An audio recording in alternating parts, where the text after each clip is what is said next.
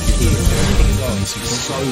has never been more obvious sell. There's a huge edge to be gained by looking into things like this. With the hype, it's only going one way. He's still too cheap. How can you not love fantasy football? Hello and welcome to the Fantasy Sanctuary Week 15. The playoffs are here. And of course, Tom and I are going to be here for the next hour plus to walk you through every single matchup, helping you get those redraft lineups fine-tuned, set so you can bring home the title. And of course, we'll be throwing in some DFS content along the way as well. We're going to start, Tom, at the top. We've got the joy of 3 Saturday games. Now, before we dive into the matchups, I'm interested. We've obviously had the Thanksgiving slate that is that three game slate. I know it's one of your favorites. With these Saturday games, are you attacking this as you would the Thanksgiving slate, or is it slightly different? Well, for a start, these games aren't as good as the Thanksgiving slate. This year, we had a really nice Thanksgiving slate, so it's definitely worth remembering that. We've got, how many different backups starting? We've got at least 4 different backup quarterbacks starting to varying degrees of competency. But yeah, this feels like one where you can take a little bit of one of the early games, you can take stacks from certain games, and then you can work your way through the slate, making swaps, making changes, using that information and building on it. And that really is the key to these kind of free slate games. Accepting that you don't know everything, don't just put a lineup in and then sit back. Use the information as you get it and then just really capitalize on what the field's doing. So what you're saying, Tom, is that I'm at a disadvantage for someone that's not going to be able to watch Saturday night, and I probably should just opt out and not play at all. Well, that's one way to consider it. Or, let me know which contest you're in. Okay, perfect. So let's dive into the game. We've got Minnesota at Cincinnati. You talked about the backups. Nick Mullins in for the Vikings. Are you expecting that to change the fantasy outlook for Jefferson, Addison, Hawkinson, and no Matheson this week, but we have got Ty Chandler? Yeah, I think Ty Chandler is definitely interesting. I think particularly looking at the 3-game slate, he'll be chalky. We saw enough from him last week where Ty Chandler looked decent. Kenny Nwangwu was in for about 3 snaps. They really weren't trying to get him involved in the kind of way which they could have. So I think it's fair to say this is going to be Ty Chandler's backfield. We'll probably see slightly more of Nwangwu this week. But in terms of Nick Mullins, I mean, he last started a game in 2021 for the Niners. He went 20 of 30 that day for 147 yards. And he did get hot with the Niners in 2020 at a point where, that was really where it felt like any quarterback could do well in Kyle Shanahan's system. So there's people sort of talking up, okay, well, when he was with the Niners, he targeted the tight end position a lot.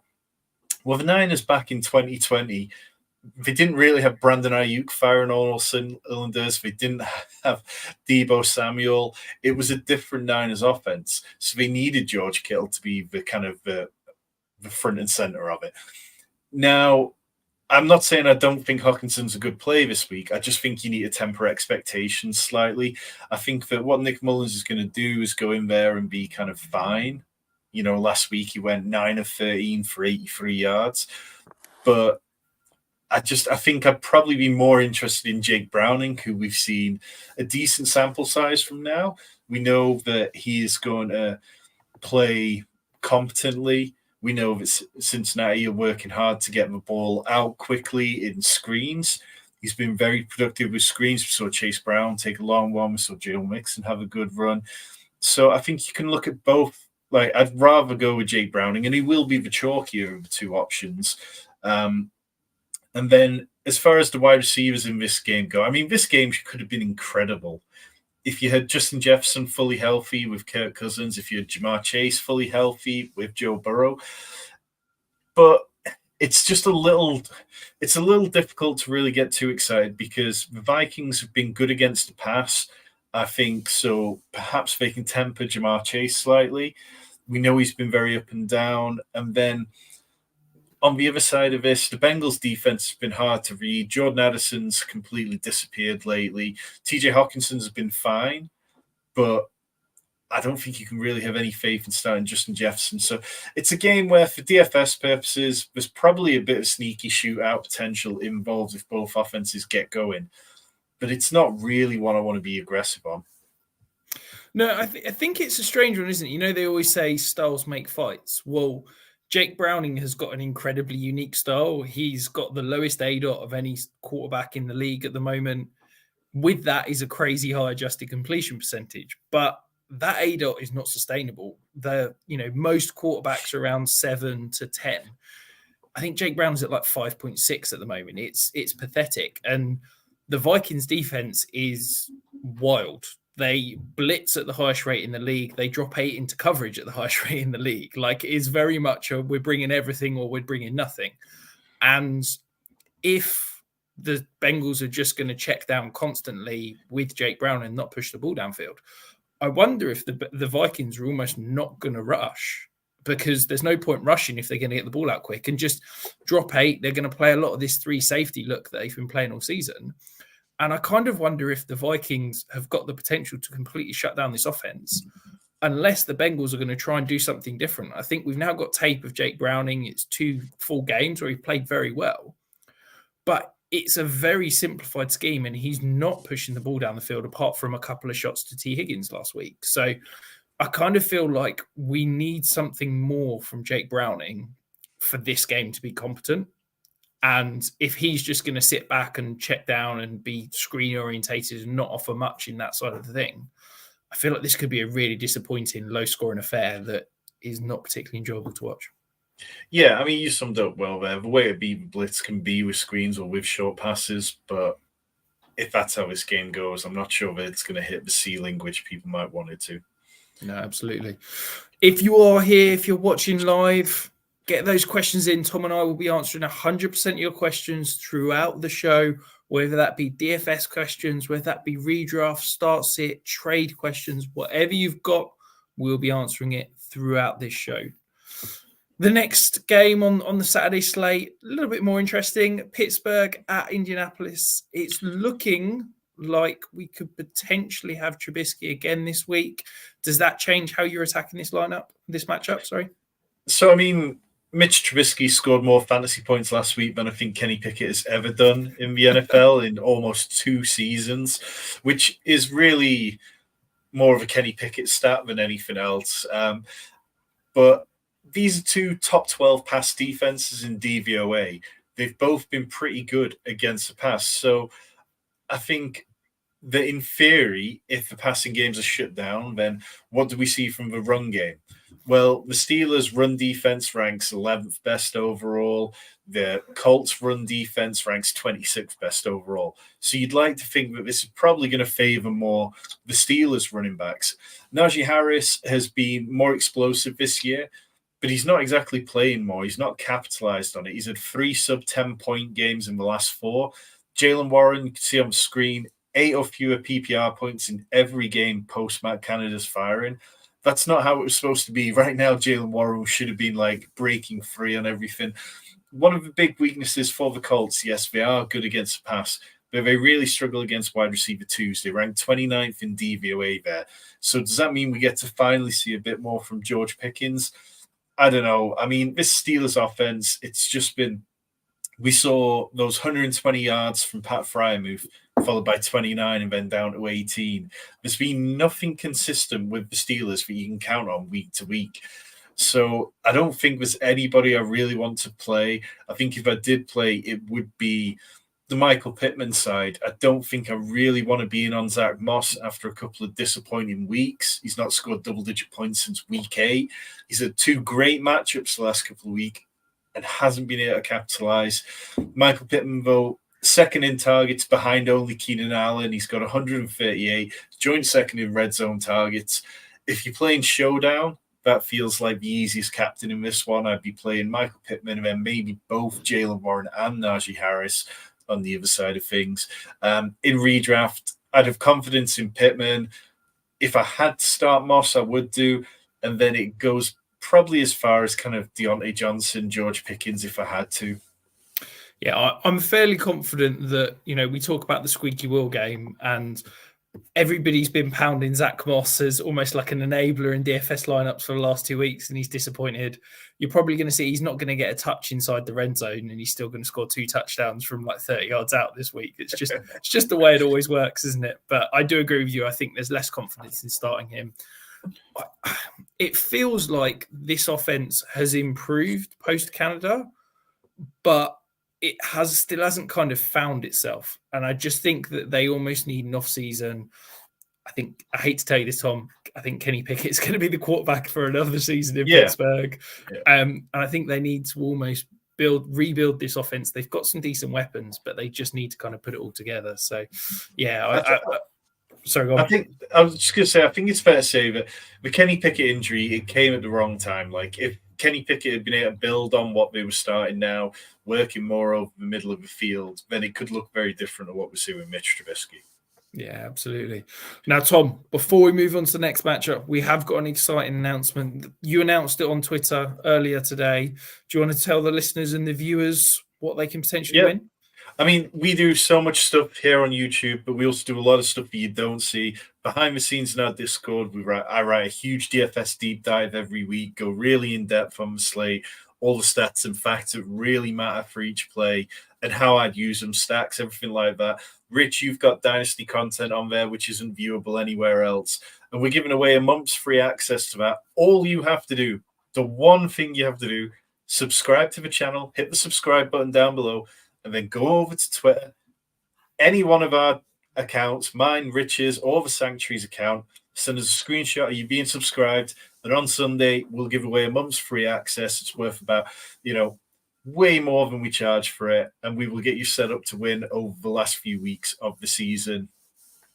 Yeah, absolutely. It's the important time of the year. Why not get some free content? And it literally two clicks and you can enter. The final matchup on the Saturday slate, though, this feels like the juicy one. We've got Denver at Detroit. We've got one defense in Denver that seem to be improving and building and growing. I know there's some numbers that are perhaps swayed from the beginning of the season. And then you've got the other defense in Detroit that just feels like it's fallen apart at the moment. How are you going to attack this matchup? It feels like some of the numbers, if you look season long, skew things slightly. Yeah, massively so. And I think the big thing is that people see, okay, the Broncos have allowed the most fantasy points to running backs. But since week 5, the only running back to score over 15 points against them has been Austin Eckler. They've really clamped down on that. They've not been a position which has been fruitful for players to play against. And, fine, if you are happy getting 13 points, 14 points from your running back, that's okay. But we're in the fantasy playoffs now, and getting that from Jahmyr Gibbs or getting that from David Montgomery is not what you want when they've been top 10 running backs this year. So I do think you probably have to start them this week, but I don't think they're the kind of plays that I'd be jamming in DFS, because I think that it could quite easily backfire on you. In terms of the Broncos, Russ, he's been a top 18 quarterback in all of the last 7 games. So you can have complete confidence in him here. I don't think that the Lions are doing anything that we should be wary about. They give up the 5th most fantasy points to the position. Week 14 was the first time Javonte Williams scored more than 10 PPR points since week 10, which was good to see. We had that kind of spell where it felt like he was kind of getting back to his old self and then dipped off. But the Lions, they'll have the 3rd fewest fantasy points to running backs this year. They give up the 2nd fewest yards per game to the position. So I don't think I really want to start Javonte anywhere. I think if you've got Javonte on a roster, you probably know by now that it's a very unpredictable business. But I would be trying not to start him this week. And then, the pass catchers, you can feel good about Cortland Sutton. You can feel good about Amon-Ra. You can feel good about Sam Laporta, who's got an excellent matchup against the Broncos defense that allows the 2nd most fantasy points to tight ends. But otherwise, I don't think, you want to be starting Jameson Williams. You definitely don't want to be starting Jerry Jeudy. It seems pretty cut and dry. Yeah, it feels like a nice condensed potential sort of set of players that you can attack in this one. I have to say, I'll hold my hands up. I feel like I've completely cursed Amon-Ra St. Brown, and I'm the reason he's had back-to-back bad weeks. I put out the tweet 2 weeks ago saying he'd had the longest stretch of 15-plus point games. He then immediately drops a game under 15 points. I then say, it's okay. His streak of 10-plus points is continued going. he then drops a under 10-point game. So that's now out the way. He's going to drop a 30-point game this week and start a new trend. But before we move on to the next one, guys, there's a few people joined in. Harry, thanks for jumping in. Always good to hear you. Nice giveaway. Get yourself entered, Harry. It is a nice giveaway. Absolutely. Wonky Penguin. Sorry, I can't speak. Absolutely delighted to have you here live. And Cam, newest member. I think he joined yesterday. Absolutely delighted you're loving it. And I'm sure, hopefully, we can help you win some titles over the next few weeks. If you are here and you're enjoying what you're seeing, hit that subscribe button. There is so much more content coming over the next few days. Diving into the Sunday slate now, though. Houston at Tennessee. Now, I don't know about you. I'm attacking this matchup presuming that CJ Stroud is not going to play.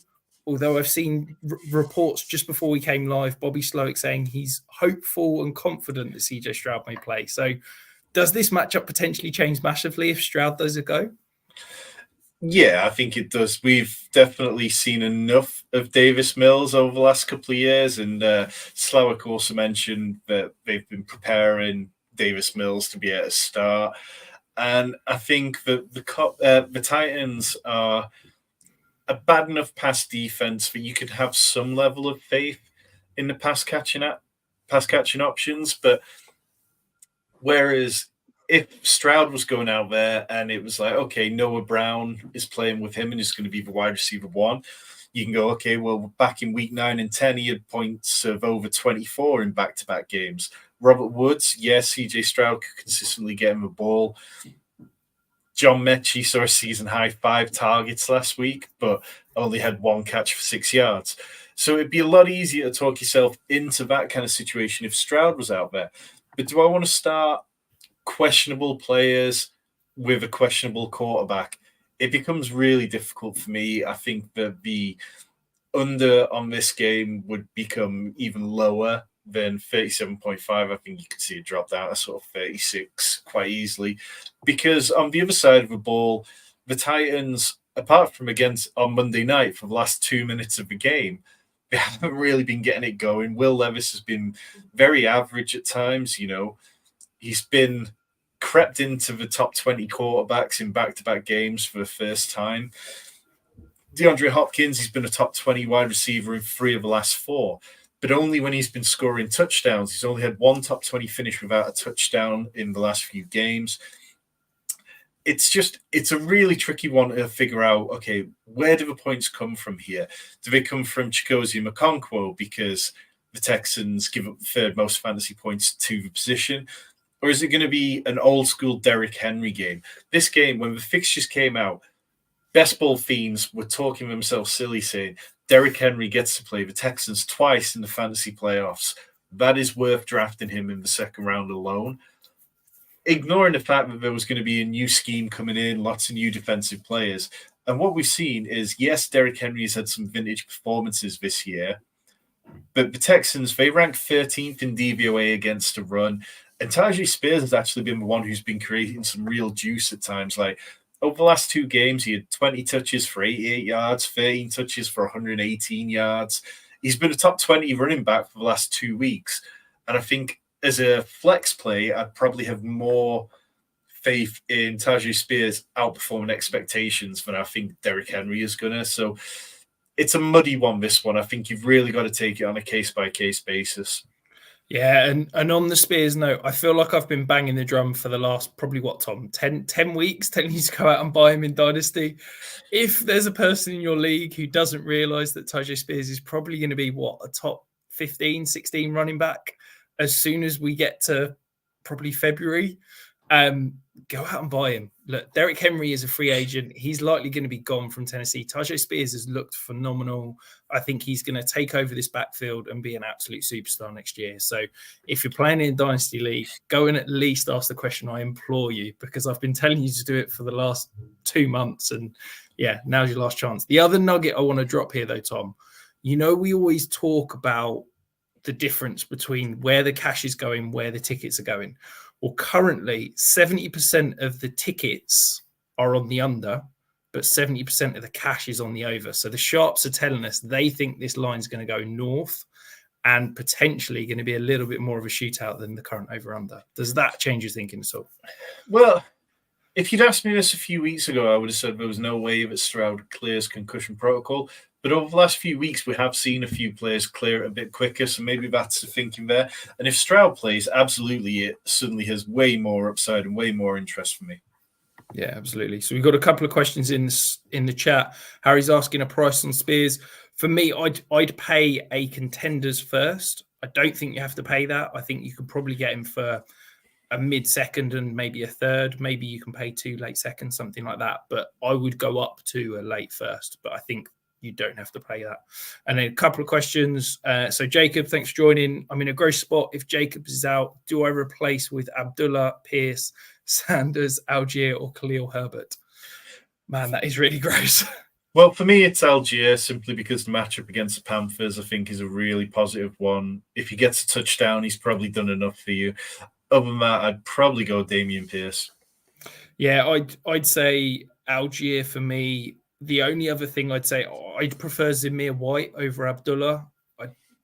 I'd probably go up Zamir White if Jacobs is no-go tonight. So I don't know if Zamir White's available. Maybe you can go and grab him over any of those other options. And then Wonky Penguin, starting Chandler over Gabe Davis in a flex spot. I have Allen. We all agree this is the least regrettable move, right? Yeah, I'm presuming that's Keenan Allen. I'd definitely be starting Ty Chandler given that Matheson is out. Would you agree? Yeah, and even if it's Josh Allen and you're kind of benching part of a stack, I'd be completely fine with it because we saw Gabe Davis have a couple of nice matchups recently and give goose eggs, and it's not what you want to take in the playoffs. Yeah, absolutely. Shows why you're the stack king, Tom. I didn't even register that would be Josh Allen, and we're talking about a stack there. So yeah, fair play to you. The next matchup we got Chicago at Cleveland. Now, Chicago's playing phenomenal defense since Josh Sweat's come aboard. We know the Browns' defense is awesome. Could this just be an absolute horror show for fantasy with 2 defenses that are playing good football, closing each cover down? Well, it could be, but the Browns' defense, they're banged up. You know, they've got players heading to IR who are key contributors. And what we've seen over the last 3 weeks, we've got the stat on screen. The last 3 quarterbacks to face Cleveland have finished as top 15 quarterbacks, but they've also all thrown for 3 touchdowns in those games. It has been very un-Cleveland-like, the performances that have been going on. I think the Browns still have enough quality that they could clamp down on the Bears in their own building, and they need to because this isn't the time of year where they can start to give up anything. I think, though, what we've seen from Justin Fields is fairly sustainable. You know, he's had 12 rushes in every game since his injury. He's not been incredible in terms of completion rate. You know, last week he had 57%, which was his worst since week 3. But it was really the pressure which got to him. He completed only 37% of his throws under pressure, which was second lowest. This week, they have to be looking to get him moving quickly because against Myles Garrett, they can't. It's got to be read and go. He can't drop back and just sit and wait for things to develop.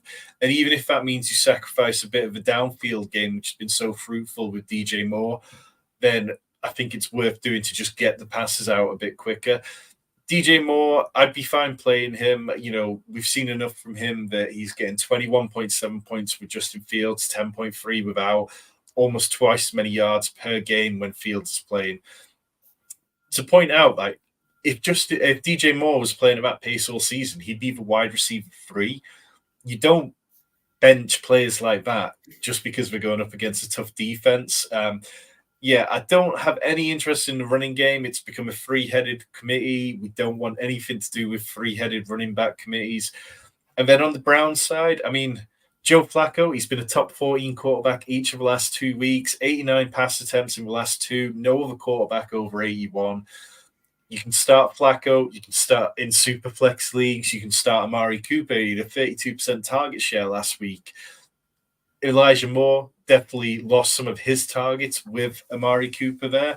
David Njoku, I mean, at this point, it's hard not to laugh about it, but He averages 2.7 more PPR points in games without Deshaun Watson over the last 2 years.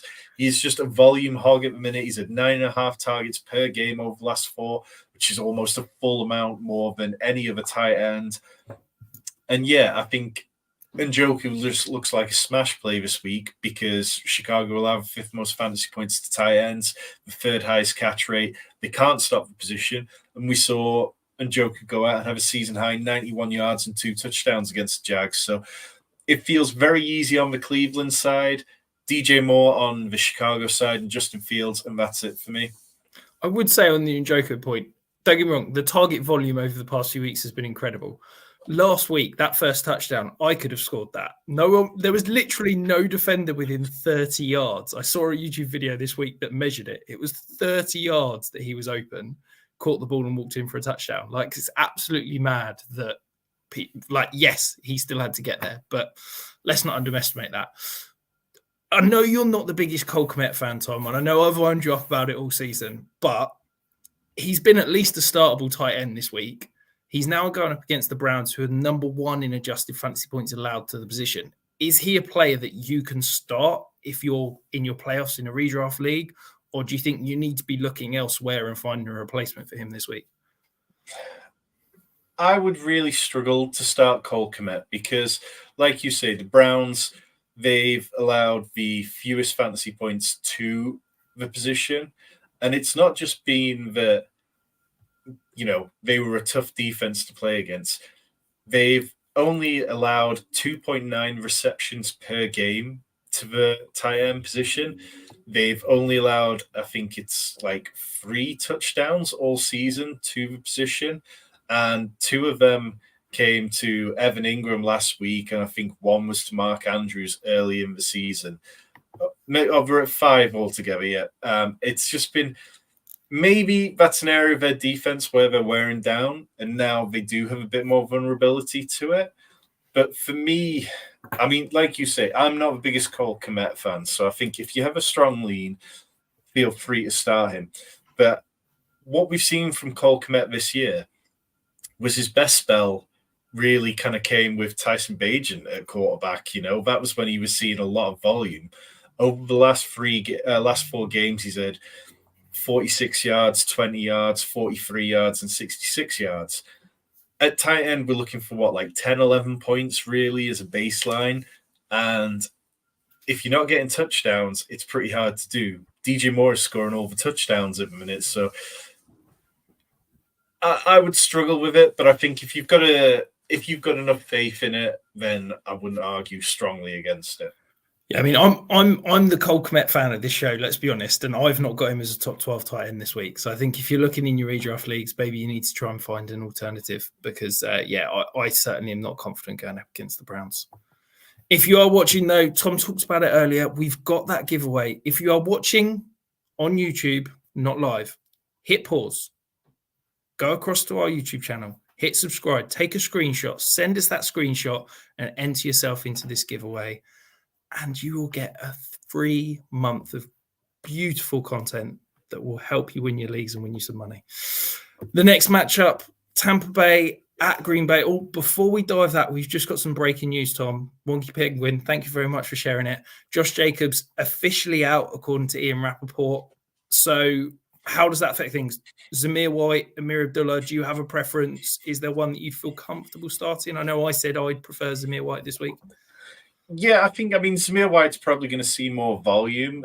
We've seen that this year Zamir White looked slightly better than in the very limited touches that he got last year. We've still really seen just about nothing from him in his career. I think this year he has 26 touches, so it's very difficult to project that for anything. I think if he'd been blowing up in practice, then he'd be getting more touches than that. Amir Abdullah, I think, will probably get the passing down role, which is probably going to be the more valuable role. But really, I don't want to be starting either of them. I'd much rather kick the decision down the line and figure things out for Saturday or Sunday. Yeah, absolutely. As much as I'm talking about Zamir White as an option, I wouldn't put him in my top 36. I think you're definitely going to be able to go out and find better options that you can start potentially than him, unless you're really, really desperate. Tampa Bay at Green Bay. Now, this feels like this is two teams that are absolutely desperate for a win this week, both chasing playoff berths. Does that make it more interesting, hoping that we could potentially see the shootout? Yeah, definitely. I think you look at the Packers were suddenly becoming the in-fashion team, with the sneaky upside. And then you go and lose to Tommy DeVito on Monday Night Football in pretty horrific fashion. And Jordan Love it was probably his worst game since week 5. Like he didn't look accurate. He didn't seem to be getting things going. I think that they're in Green Bay. You've got a Tampa team who are used to the warmth of Florida coming to the cold in mid to late December. The Packers should be absolutely able to play their version of football and play it however they want. We know that the Bucs are a bit of a pass funnel. They rank against a run in DVOA, they rank 16th, but against a pass, they rank 18th. And what we've seen from them is that they're really susceptible to wide receivers lately. They give up the 6th most fantasy points to the wide receiver position, the 8th most of the tight end position, and they give up the 4th most fantasy points to the quarterback position. So seeing the Packers come out and start well would be good. I don't think, AJ Dillon, he's been a top 30 option for 4 straight weeks, but he's not broken 11.5 PPR points since week 5. If you're looking for players in this game, it comes down to Jaden Reed, who's been a top 12 wide receiver in 3 of the last 5 games, had 12 for 65 and a touchdown against the Giants, including that end around. And then possibly Romeo Doubs, but he doesn't see the same kind of volume as Jaden Reed does. I don't mind starting Tucker Kraft if you absolutely need to. And then on the Bucs side, it was good to see them kind of really embrace the squeaky wheel narrative with Chris Godwin, but it didn't result in anything. He had double-digit targets and a 38% target share, but he only had 5 catches for 53. He's only had 1 receiving touchdown all year. So Godwin, for me, is a fringe starter. I can't really start him with any faith, which hurts me because I really like him as a player. Mike Evans, he's coming off his worst game of the year, 1.8 PPR points, 6 targets. The Packers, they ranked 28th in DVOA against wide receiver ones. This feels like an absolute bounce back for him. And then Rachaad White, he's just been quietly going about his business. Another 100-yard rush game. 25 rush attempts, I think it was last week, or 25 touches, a career high. He's had over 80 rushing yards in 3 straight games. Like, I put it out on Twitter today. I'd be comfortable drafting Rachaad White in the 2nd round of redraft or best ball if nothing was to change with the Bucs. And the Packers, they allow the 11th most fantasy points to the running back position. So I think it's another good week for Mike Evans. It's another good week for Rachaad White. He should have plenty of faith in him. Yeah, and the other interesting nugget that's just been announced while I've been on the air is AJ Dillon's told reporters that he broke his thumb in last week's game. He still thinks he's going to play, but you've got to think someone carrying the ball, that's going to impact him. It's been basically a lost season for Aaron Jones at this point, but maybe if Aaron Jones is finally getting healthy, maybe if you've somehow limped your way to the playoffs with Aaron Jones on the roster, maybe he's actually going to pay you off and finally put up some fancy production if AJ Dillon's going to miss time. Yeah, I wouldn't want to start either of them, to be honest. Fair enough. Well, we're going to stay down south, the NFC South, Atlanta at Carolina. Is this just a case of you can't touch any Carolina players right now? Yeah, they're toast. I can't quite remember the stat off the top of my head, but Bryce Young is barely throwing any passing touchdowns over the last month. He's had single-digit points in every game dating back to week 8, and that's because he's not throwing touchdowns. He's not moving the ball well enough, and part of that is on him, and part of it's also on those around him. But the Panthers, they're just embracing getting the hell out of Dodge. They're running the ball heavily. They want to wind the clock down, regardless of how many points they've got on the board. Last week, Bryce Young had a 36% completion rate. I can't even remember the last time I saw that from a starter. It's just abysmal. he had a high A dot. He was trying to drive the ball downfield. He had the fourth highest average depth of target in any game this year, 13.6 yards. But how much point is there driving the ball downfield when you can't complete simple passes? Like Jonathan Mingo has had a 27% target share in his last 5, but he's only caught 16 of 38 targets in that spell. He's been the wide receiver 60, 99, 39, 26, 72. That's not a player who you're going to start when you need to find a player who can give you performances. Adam Thielen, wide receiver 118, 51, 29 in the last 3. Even that doesn't feel like something that I want to deal with, particularly against the Falcons team, who we've been on this all season. They can take away your top option, and we saw it with Mike Evans last week having his worst game of the season. The Falcons, they have a good safety in Jesse Bates. They have a good cornerback in AJ Terrell, and they're not afraid of putting 2 players in coverage on a top option. There is no way they need to do that against Adam Thielen because he just looks completely dust at this point. Chuba Hubbard, 25 for 96 last week. No touchdown. If he doesn't get touchdowns, he's not going to be relevant. And this Falcons team, they've got the 12th best run defense in DVOA. I don't think it's going to be particularly fruitful for them. But on the Falcons side, like last week was like a glimpse of Arthur Smith's worst nightmare. Kyle Pitts was involved. Drake London was involved. Bijan Robinson was involved. It was everything he doesn't want it to be. And it was good for fantasy. I mean, I faded Drake London last week, and he goes out and gets a career high 172 yards. Kyle Pitts scored a touchdown. I'd forgotten the last time that even happened. He's been a top 12 tight end in back-to-back weeks. He's not had over 60 yards since week 5, and that's the only time this year. But he's got 2 touchdowns. I feel like that's improvement for Kyle Pitts. So perhaps we've seen a glimpse of what this could be like with more adventurous coaching. And this game, though, it all comes back to Bijan Robinson because he's been a top 12 running back in 3 of the last 4 games. And I've been banging on about this for absolutely weeks now. But the Panthers allow 1.4 rushing touchdowns per game to running backs. Nobody else in the league allows over more than 1.1. If Bijan, who is now the red zone option, it seems, and is getting that kind of volume, doesn't go crazy here, then I guess we can kind of put that down for the rest of the season because it's just not going to happen. Yeah, Bijan's back to the top 3 option that we all drafted him to be and hoped he would be at the start of the season. Now, I want to talk to you. Let's put my Dynasty hat back on now. I want to talk to you about Bryce Young. Now, I watched the game. It was on my 3rd screen on Sunday. I thought Bryce Young had a good game. I went away and put the All-22 on, and I sat down and I watched it. And despite the stats being horrendous, I thought Bryce Young had one of his better games that he's played this year. He was pushing the ball downfield. He was hitting the receivers in the numbers time after time, making some impressive throws, threading the ball between defenders. And yet, the receivers let him down time and time again. I think the problem in this offense is not Bryce Young.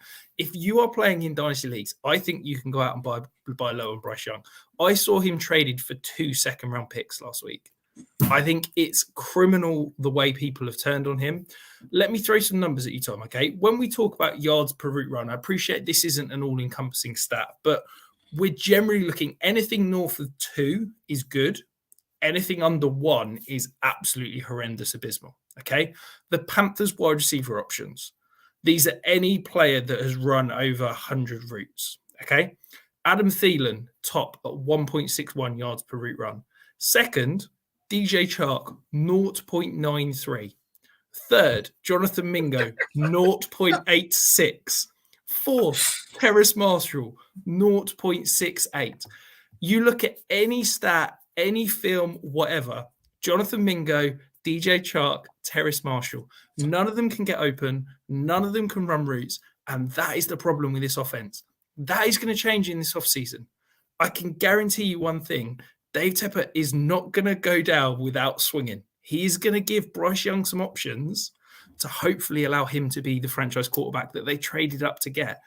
I think if you can go out and buy Bryce Young cheap in a Dynasty League right now, yes, he's probably not going to be the superstar that we all hoped he would be when we were drafting him 101, 102, whatever in your Dynasty League. But for the price of 2 seconds, maybe a late first, I think Bryce Young is an absolute steal because I think he is a good quarterback. He's just been absolutely destroyed by his situation. And you improve that next year, I think he could potentially bounce back. Yeah, and I'll just say, like, the free agent wide receiver class and the potential cut casualties that are out there, it wouldn't take a lot for the Panthers to improve that wide receiver room. Give them a couple of veterans who can actually get open and be, serviceable. I think that the pass group that we see for him next year is going to be markedly better than this because, Tepper knows he has to put something around him. So I like that. I think, if you can get 2 seconds and swap them for Bryce Young, I'd be open to that.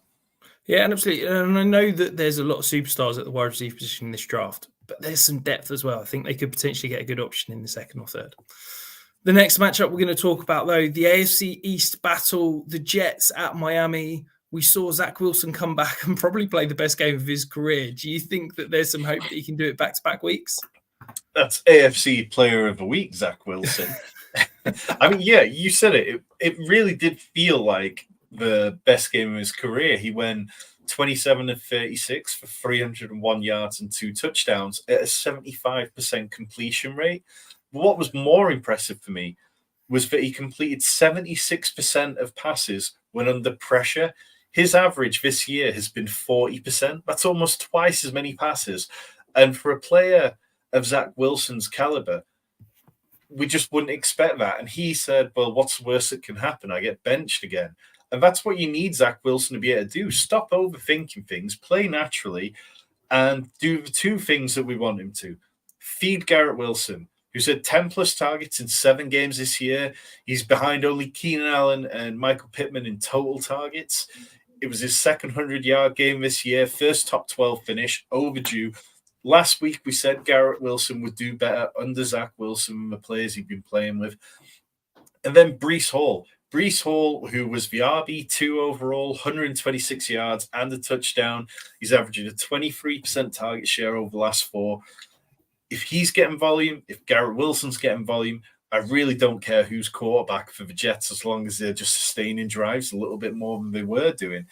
On the Miami side of things, you can feel the nerves creeping in. You can sense it among Miami fans. It's like, and I think part of it comes back to being in the AFC East. They've been there. They've seen the Patriots win for so long. They're teams that aren't used to winning or aren't used to making the playoffs consistently. And that game, the fashion that they lost that game on Monday night was horrendous. And things just don't look too smooth. Tyreek Hill, very banged up. He's been dealing with stuff for weeks now, and it just doesn't seem like that's going to get any better whilst they're still in contention this year. Jalen Waddle, he's had 1 game inside the top 20 in his last 5. The Jets aren't a team where you're suddenly looking at it and going, okay, well, that'll be a game to get him going because they rank league best against wide receiver 2s in DVOA. Then you talk about Devon Achane. Okay, well, he's injured again, and he might not be able to play this week. This is, I mean, the Devon Achane book was completely accurate this year. An exciting player, a fast player, but one whose smaller frame was really going to be a problem for him in the NFL. And that's exactly what we're seeing. Raheem Mostert, though, he's been a top 8 running back in 2 of the last 3. I think that you look at the Jets, and obviously they are incredibly strong against the pass. They rank 3rd best in DVOA. On run defense, they rank 15th best. So if you're going to have success against them, it's probably going to be easier on the ground than through the air. I'd start Tyreek. I'd start Raheem Mostert. I think you probably have to start Jalen Waddle in some places, but with only 3 touchdowns all year and a really tricky matchup, I wouldn't blame anyone for benching him for a safer option. Yeah, I'm genuinely fascinated as a Jets fan how the Jets are going to attack Tyreek. They, we talk about them having very good corners, but the small, quick guy is basically the kryptonite for the Jets secondary in terms of they are great, but Sauce Gardner is a big man with long arms who likes to get physical. DJ Reed is a guy that likes to get his hands on a defender, on a receiver. Tyreek Hill is not that player that you could do that to. So I'm fascinated to see how the Jets are going to do that. I think we're going to see a lot of probably 2 safety looks. We're going to see a lot of coverage shared in Tyreek's way. Maybe that opens things up on the ground. Maybe it doesn't. But I wouldn't be surprised if this is a low-scoring affair that is tight in the fourth quarter. And for me, that makes me nervous about paying up for some of these expensive options. Tyreek at 9,900 on DraftKings this week. That feels far too expensive for me to be plugging into lineups. I'm not sure I'm going to be able to get anywhere near that. Do you agree? Yeah, definitely. I think obviously you can go back and look at the last time these two teams played each other. It was only week 12. Tyreek did finish as the wide receiver 1 with 25.4 PPR points, 10 receptions for 104 yards and a touchdown. And you can say, okay, Tyreek Hill has shown that he can get there. But at 9,900 on DraftKings, that's definitely a little bit more expensive than I would like to play him. CMC is very expensive this week and in a better matchup, and that feels like where I would like to allocate that money. Yeah, absolutely. We're talking about big superstar players. Patrick Mahomes feels like people are throwing shade at him constantly. He's not been getting it done for fantasy. Does he get a nice get-right matchup against the New England Patriots, or do we see another low-scoring defensive affair? I think when you bring the New England Patriots into anything, you kind of understand that that's possibly where it's going to go. I mean, an over-under of 37.5. We've seen games from, this time last year, you were probably talking about 45 points for a game involving the Chiefs simply because they were so explosive and they were so good at racking up points. But Mahomes over the last 6, he's been QB 32, QB 12, 14, 8, 17, and 20. That is a huge letdown for best ball purposes, for redraft purposes. I think you're not benching Patrick Mahomes. There is no world where you can bench Patrick Mahomes and go with one of the poor options who you feel is streamable this week. But where this game kind of gets really interesting for me is the run defense. The Chiefs have the worst run defense in the league over the last 5, and New England have the best run defense in the league over the last 5. So we know that Pacheco's going to be out, and we know that Clyde Edwards-Helaire and Jerick McKinnon kind of look fine, but not really great. So is that going to push the Chiefs to be more pass happy rather than trying to get the ground game going? Rashee Rice hit a season high 84% of his snaps last week. He hadn't been over 67% previously. We've been waiting for it. He's been a top 24 wide receiver the last 3 games. I think you start him. Kelsey, he's only had 4 games over 17 PPR points this year. In previous last 3 years, he's had at least 9 in each of them. So we're not getting the ceiling outcomes from Kelsey. But again, of course you're starting him, even though the Patriots allow the 5th fewest fantasy points to the position. So the Chiefs side, I don't think I really have any question marks. I don't think I'd start Edwards-Helaire. I probably would prefer not to start Jerick McKinnon either. Although the Patriots do struggle against pass-catching backs. They rank 28th in DVOA there. But then on the New England side, I mean, Bailey Zappi, he had 0 passing touchdowns before week 14 and then put up 3 on the Steelers. That feels more of a Steelers stat than anything that Zappi's suddenly doing. Zeke Elliott, you can start him. 100% of the touches last week, finishes the RB1 overall, which is kind of a bit crazy. And like I mentioned, the Chiefs' run defense has been the worst in the league over the last 5. Zeke's very cheap, 5,800. I would expect him to be pretty chalky, even though we're talking about a guy who had 3.1 yards per carry last week. I mean, it's pure volume matchup play. If you really wanted to, I could understand a dart throw on Juju in DFS. I wouldn't do it in any kind of managed roster situation. But he did lead the Patriots in team target share with 23%. So revenge game narrative, perhaps the Chiefs seemed content to let him walk. And maybe it was Juju that was keeping all the magic together all along. I think it's interesting you're slating Bailey Zappi there. You know, this is a guy that's got the same amount of deep touchdowns as Patrick Mahomes so far this year. So, you know, Bailey Zappi, franchise quarterback. The next matchup we're going to touch on is about a franchise quarterback. Tommy DeVito, can he do it again against New Orleans? DeVito, it's kind of like, I'm here for all the memes. I'm here for the feel-good story. But like, this isn't a game that I'll be rushing to put on any of my screens. I think what he's been doing is he was taking sacks at a higher rate than Sam Howell. And then all of a sudden last week, you see him realize, okay, if I'm going to be out here, I can't be giving up those kind of yardage that comes with doing this. I need to get out of the pocket. And he was doing it. He was getting through. He was looking. And if there was pressure coming and he didn't have a pass open, then he was getting away. And he had 10 rush attempts for 71 yards. Like, if you're a quarterback and you can offer me over 40 yards rushing, I'll take it. If you're telling me that there's potential for 70-yard games, then I'm fairly interested. It's just tricky with the Giants because their pass catchers are such a poor group. I mean, Wan'Dale Robinson led the team with a 35% target share last week, had 115 yards. It was the second time this year the Giants for the top 18 wide receiver. The other was Darius Slayton like 8-9 weeks ago.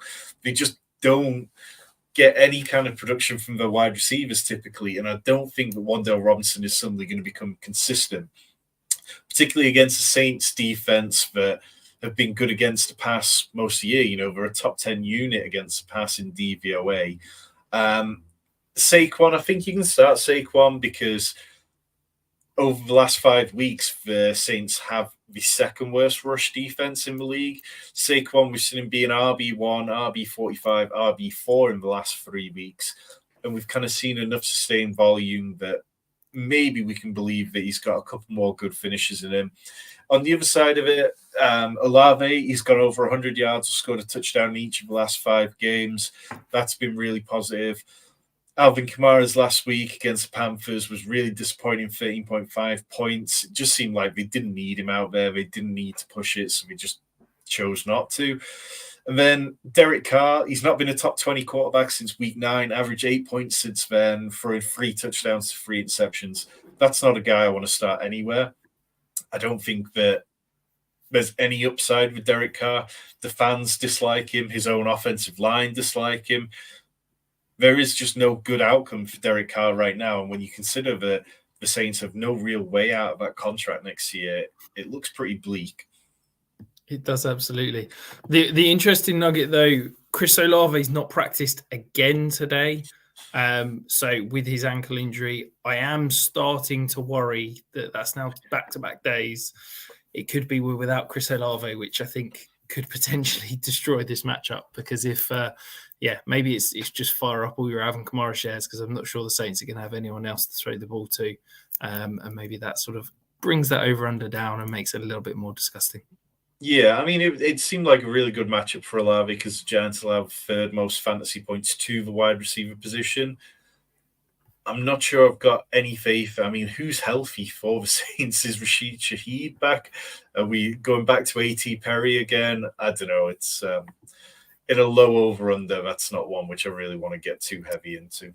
Yeah, I think if Olave's out, it's don't start any Saints wide receiver and maybe just fire up Alvin Kamara and look elsewhere for your wide receivers.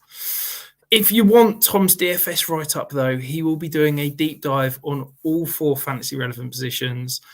In the Discord chat, you can hit the little join button and you can get access to all of that, plus my Dynasty content. I'll be writing the rookie guide again. I've already started on some profiles. You know it's going to be good. Hit that join button, get access to all of that and so much more. Moving towards the evening slate of games, San Francisco at Arizona. This is a really juicy matchup, and I'm trying to force as many of these options into my starting lineups as possible. Are you doing the same, Tom? Yeah, definitely. It's like, we've kind of got through the misery of the Saturday games. We've got through the misery of some of these low over-under early slate games where we've got backup quarterbacks littered all around the place. And now we get Brock Purdy playing like an MVP candidate. We get CMC playing like an MVP candidate. And we get the Cardinals fresh off the bye when you'd like to think that they're going to come out firing. Kyler Murray has been rushing more than we expected. He's not exactly been lighting it up in the stats column. I think, he's kind of averaged about 25, 30 yards per week, which isn't great. I mean, that's the kind of output you expect from Trevor Lawrence or Joe Burrow, not from a real dual threat. but perhaps coming out of a bye, he feels fresher, he feels healthier.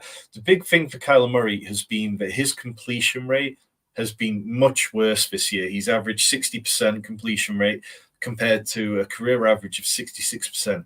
Is that because he's struggling to drive through with the knee still recovering? Or is that because he doesn't have DeAndre Hopkins? Either way, it would be really reassuring to see him come out and pass on this Niners team, who have been excellent against the run. They rank 4th best in run defense DVOA.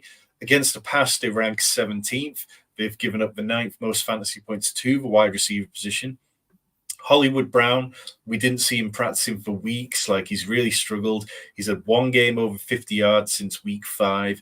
The deep ball connection with Kyler hasn't seemed to be there, but you can get at the Niners, and you can get at the Niners on the outside, on the perimeter, and they've got injuries that are racking up. So I feel better about Hollywood. Maybe Trey McBride. He only had 1.5 points in week 4 against the Niners. He only had 1 target that day. Since then, he averages 7.4 per game. And I don't think you bench him, because if you're in the playoffs, Trey McBride has been a big part of why you got there. And then on the Niners side, it just looks like a smash spot for everyone. Debo, he leads the league in yardage against 2 high coverage, which is what Arizona play constantly.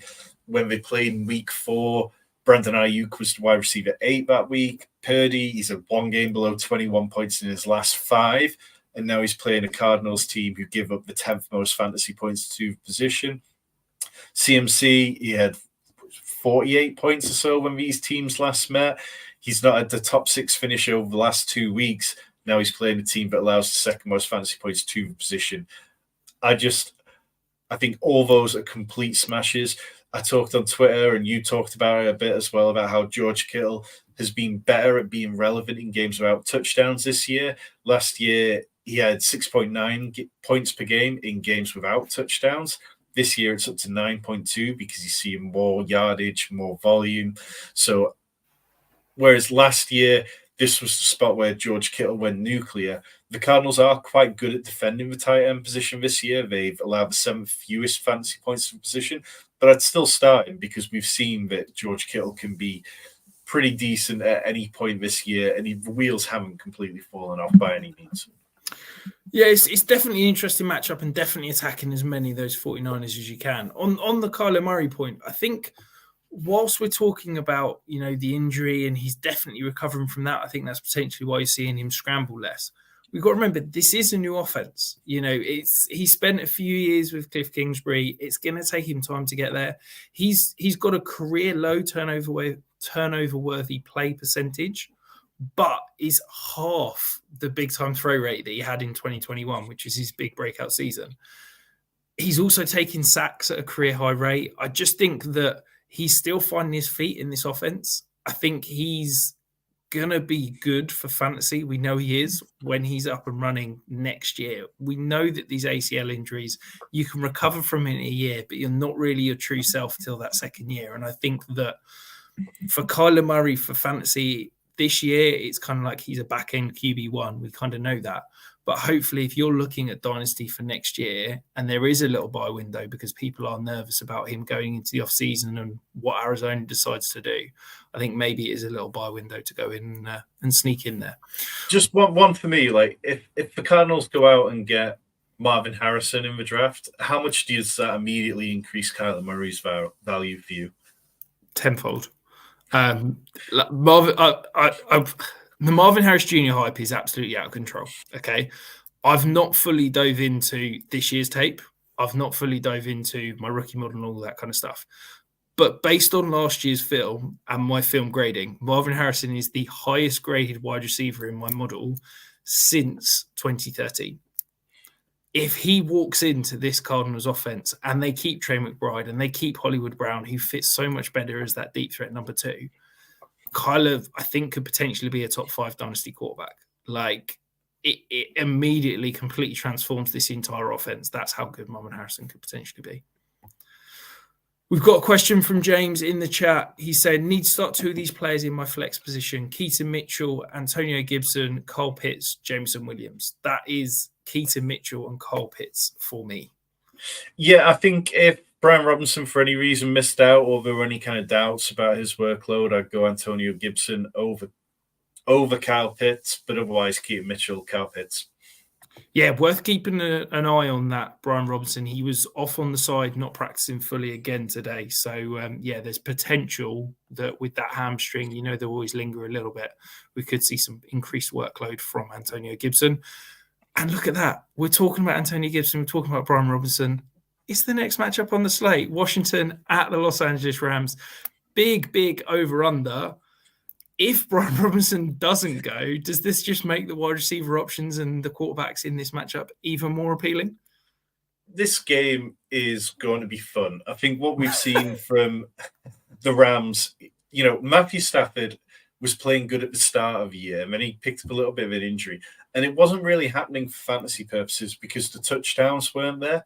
And that's because the Rams discovered Kyren Williams.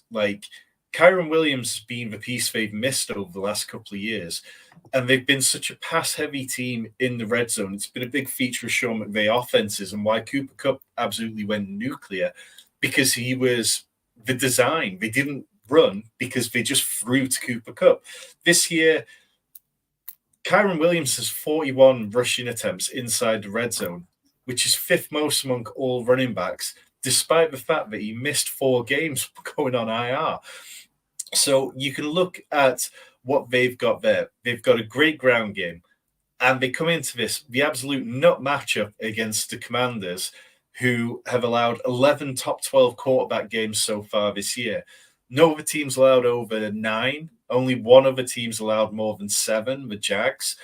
And you look at what Kupp did last week.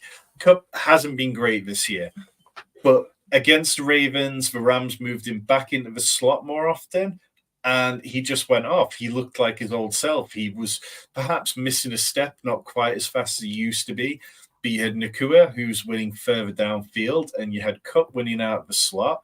And then you had Kyren Williams, who had 113 all-purpose yards, which is right about normal. But because he didn't get a touchdown for once, he didn't really get their fantasy. But part of that is because the Ravens have only allowed 4 rushing touchdowns all year. So it's it's more that the Ravens are very good in the red zone at stopping those than Kyren Williams failing.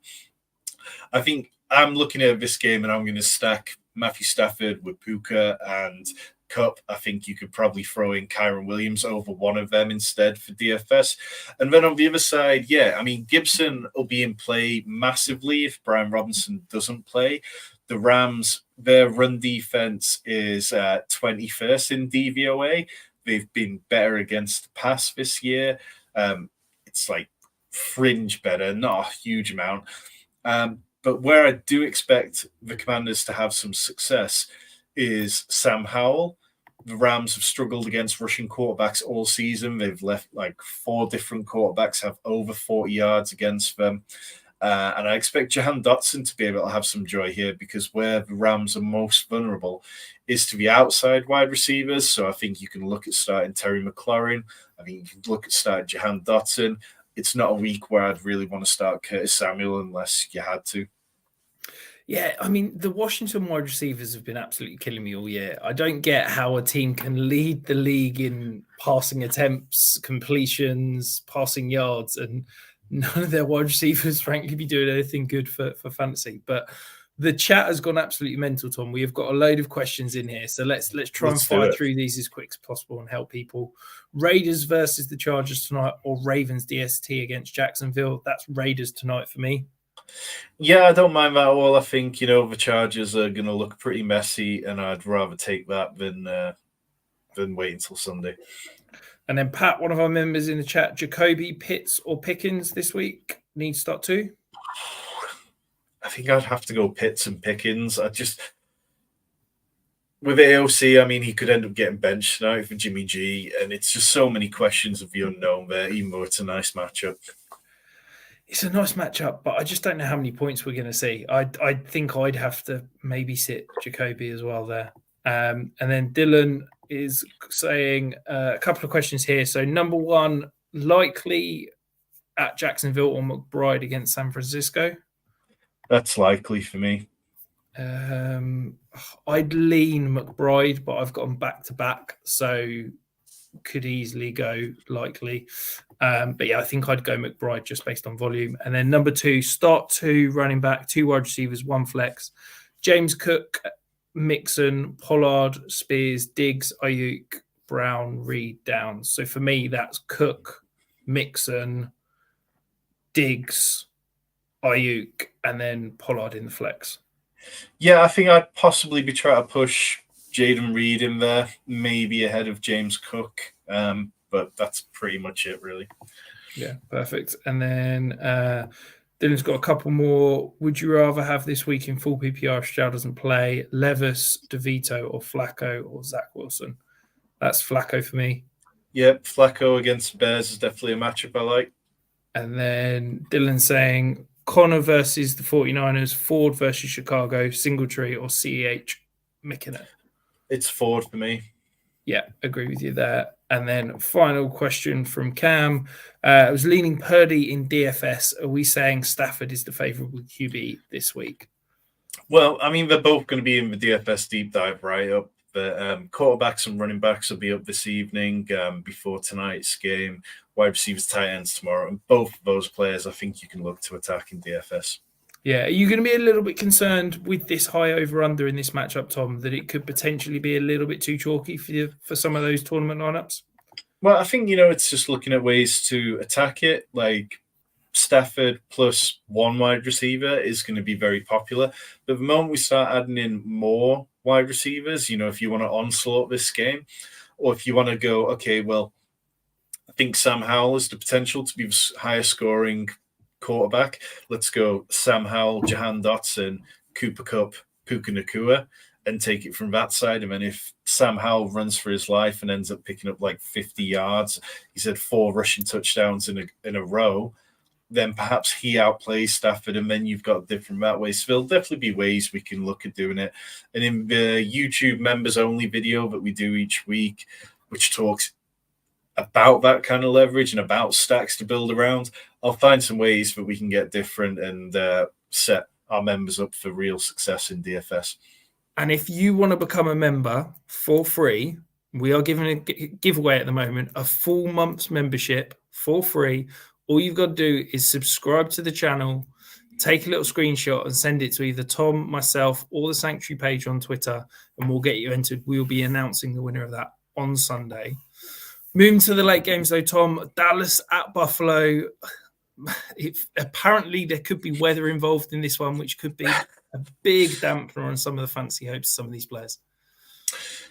Yeah, but then, like we saw last week, the game against the Ravens and the Rams was the one where everyone was like, oh no, there's going to be lots of rain, there's going to be lots of wind. And sometimes when you get too high-powered offenses, it just really doesn't matter. So we want to be careful about it. We don't want to not pay any attention to it.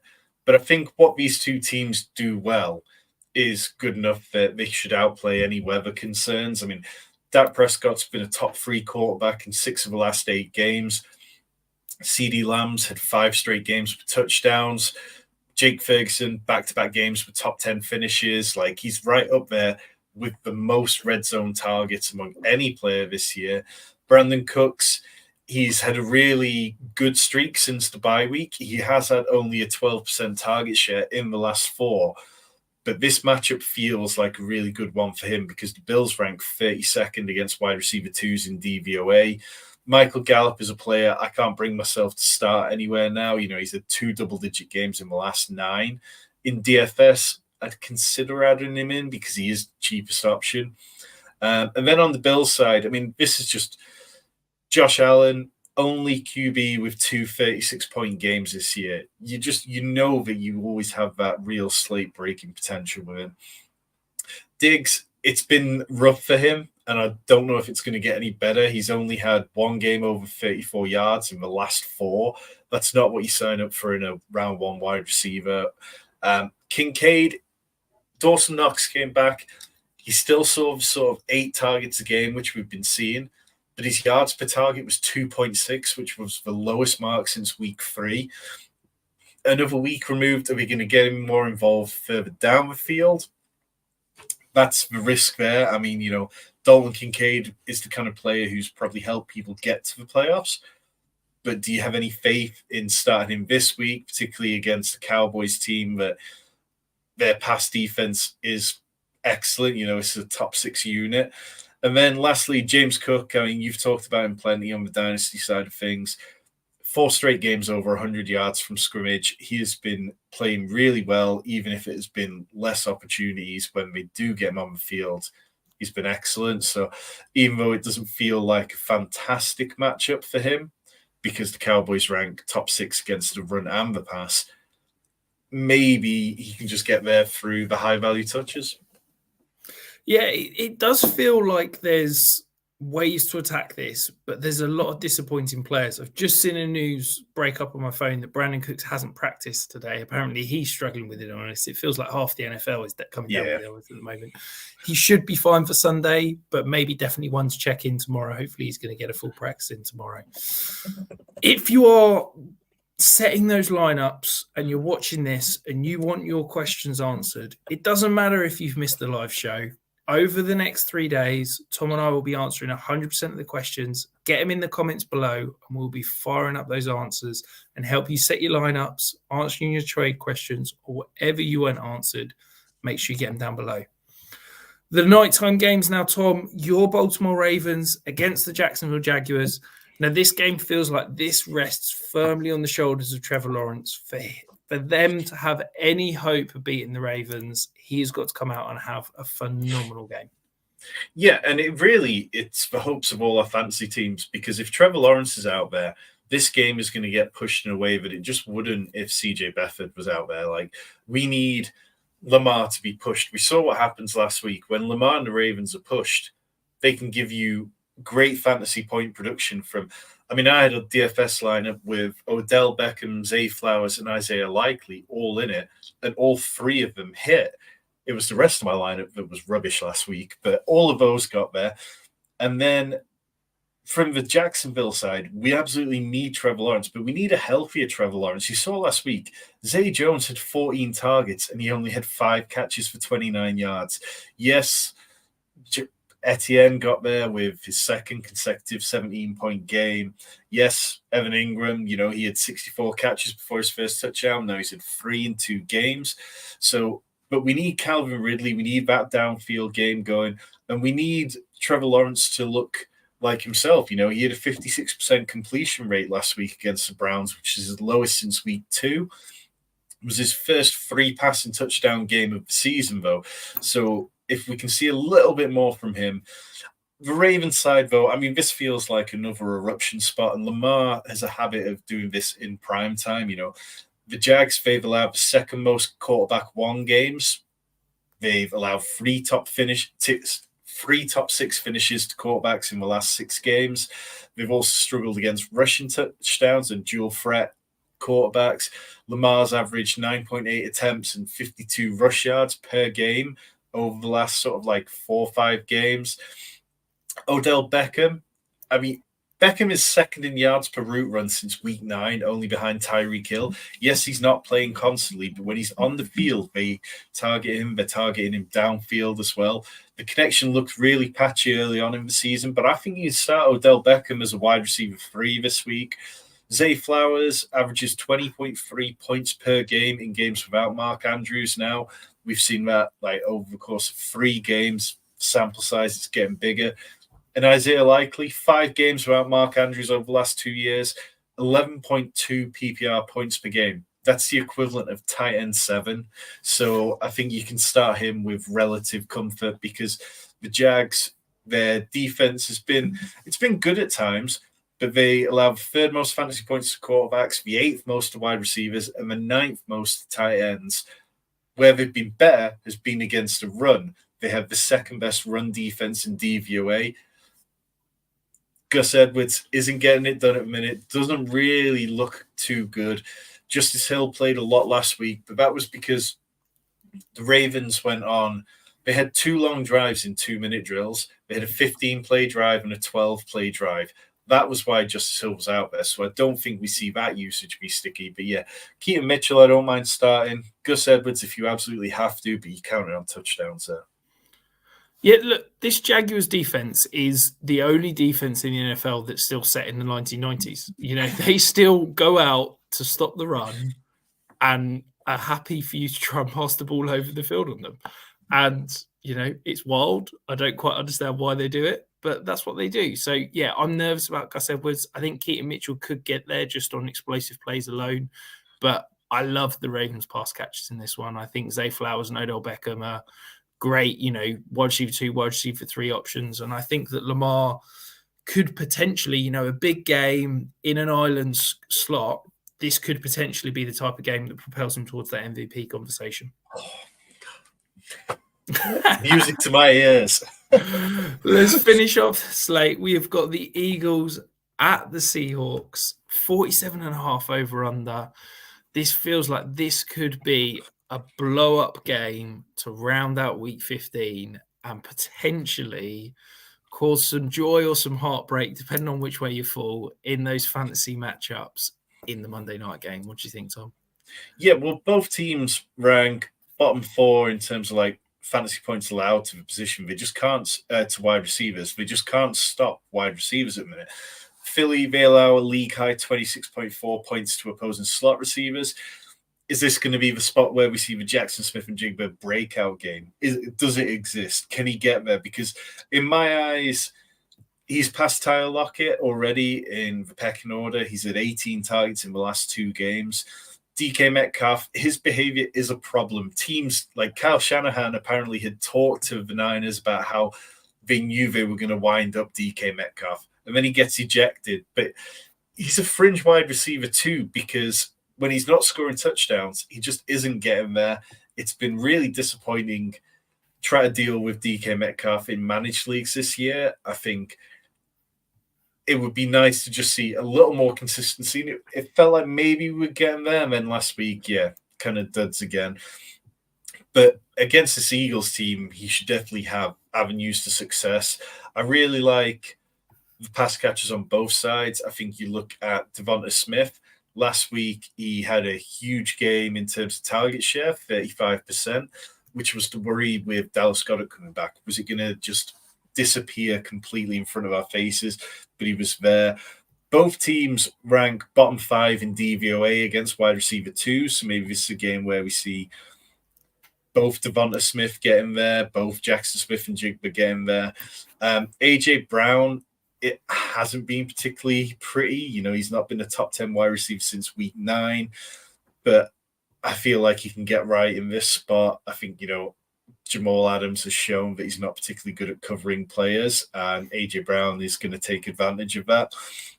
DeAndre Swift has been disappointing of late. He's averaging 0.7 points per touch compared to 0.9 over the first 6 games of the season. He had 400-yard games in the first 5, and he's had 1 since. I hate to say it, but I don't think you can start DeAndre Swift in a conventional league. If you've got a deep roster, perhaps you can. And the same for Kenneth Walker. I mean, he averaged 2.6 yards per carry last week. Zach Charbonnet lost touches to him. But Zach Charbonnet has seen enough of those high-value touches that it's just dinged Kenneth Walker's value. I mean, he's a great running back, but he's just not really doing it for performances. And the big question mark for me is, what do we see from Jalen Hurts? So week 1 to 6, we saw 42 rush yards per game. Week 7 to 14, 29. Like I mentioned earlier, that's like Trevor Lawrence territory. That's Joe Burrow territory. That is not Jalen Hurts. Since he got the bone bruise on his knee, he just does not seem as comfortable as he did last year. But this is a matchup where teams have been destroying the Seahawks at times, and I'd like to see the Eagles really stomp on them to show us what kind of playoff team they can be. Yeah, I think you hit the perfect point there. Jalen Hurts isn't healthy. And I think it's one of these things, we heard it was the bone bruise, and you sort of think, right, that's a 3 to 4 week injury. He can play, but he'll kind of, be limited. It's taken longer than that. He didn't look healthy moving last week. I wonder if it's a little bit more serious than perhaps they've let on and it's lingering longer. But let's be honest, this matchup, I think the Eagles, they feel slightly wounded, having had, some tough games, some tough losses. But I think they need to come out a little bit more rest Monday night and really put their claim on the NFC. I think this could potentially propel them back up to top of the NFC East. And look, I want to start every single one of the wide receivers and quarterbacks in this matchup. I've got all 5 of the wide receivers in my top 40. I've got, so much invested in hopefully this being a shootout because I've got quite a few shares of the wide receivers. But I really think that for me, I'm not touching those running backs. I've not got Swift, Walker, Charbonnet, none of them in my top 20 this week. It just feels like this is a game that you're almost saying all the wide receivers and quarterbacks, yes, all the tight ends, all the running backs, I want no part of. And that rounds it off. That is the Week 15 slate in a nutshell. Remember, hit the like, hit the subscribe, get those questions in the comments below. Tom and I will be answering them all week long. We'll be back. Tom will have his DFS show. I will, of course, have the game day video prepped, ready for you to set those lineups on the weekend. But it is playoff time. Best of luck this week. Let's get through to the semifinals and hopefully bring home those championships. Best of luck and we'll see you soon.